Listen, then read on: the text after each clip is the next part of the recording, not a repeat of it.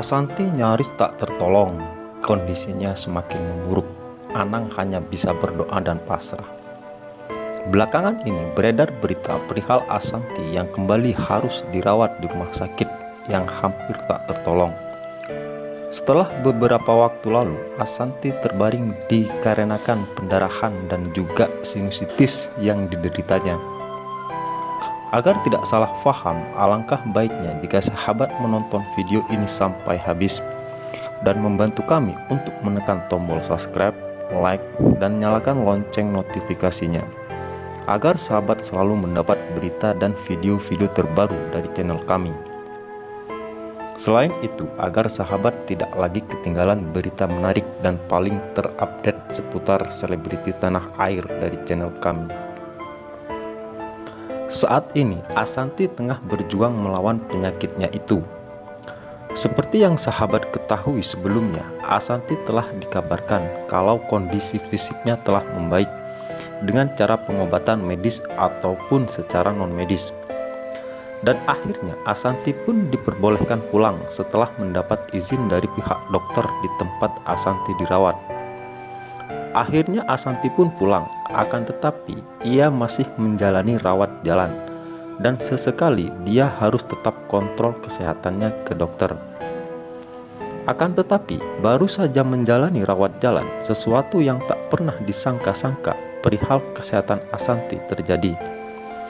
Ternyata kesehatan Asanti secara tiba-tiba turun drastis dan semua keluarga pun bingung atas apa yang dialami Asanti waktu itu. Hal yang menyedihkan pun terjadi. Ternyata penyakit yang kambuh itu ternyata malah lebih parah dari sebelum Asanti masuk rumah sakit. Seketika kejadian itu membuat semua yang ada di dalam ruangan itu menangis histeris melihat kondisi Asanti kian kritis. Tangisan pilu keluarga Asanti pun saling bersahutan mengisi ruangan. Mulai dari anak Asanti, Arsi, yang terus-menerus memanggil ibunya.